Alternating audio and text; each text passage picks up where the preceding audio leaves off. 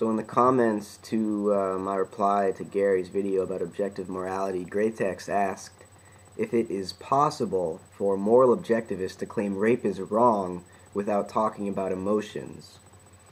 And I wanted to read my response because I think his question brought out some important points worth repeating in a video.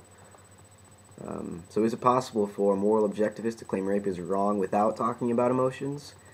I said no, it is not possible for moral objectivists to claim rape is wrong without at least implicitly referring to emotions. They may not openly talk about them when they're describing what they think an objective morality is, but the underlying stance or attitude they're taking towards the world is characterized by a certain emotion, whether it's anger or compassion or, run the gamut. Rape is wrong because it disgusts us. We don't need to deduce this feeling from a logical proof.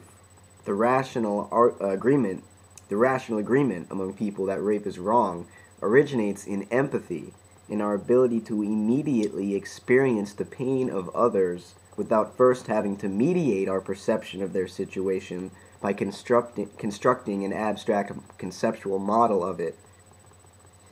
So in other words, we have these neurons called mirror neurons that when we watch another person, when we perceive and sense their body in space and time, we, in a sense, automatically respond to their condition at an emotional level, not a conceptual level, but at an emotional level.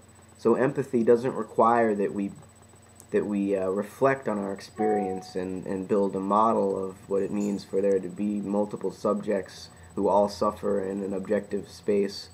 We don't have to do all of that first. We don't have to have a moral theory to feel empathy for others.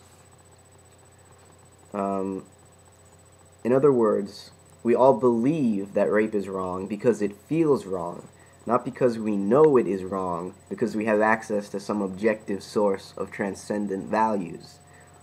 If there is such a thing as an objective source of transcendent values, then the only way to affirm it would be through belief, because there simply is no direct evidence in nature to suggest that such a thing exists. There is no way to know an objective morality. It is only possible to believe in one. So something like human rights or universal human rights, we can't know that that is an objective truth. We have to believe it, because at an emotional level we just can't help it. We're compelled to, for a completely non-rational reason.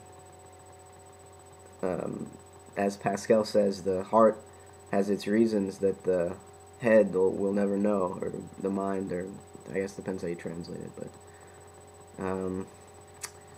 so yeah, I just wanted to get that out there and see how people respond. I mean, I'm not trying to own Gary. I don't think that's the goal of this. I think the goal of this is to spark conversation. So I mean, this debate shouldn't be about it shouldn't be about who's right or who's wrong. It should be, about what the truth is. I agree with Gary in that sense. So, it's not about anything but the collaboration of people towards a better common understanding of, this shifty, ungrounded place of reality that we all call home. So I'll leave it at that.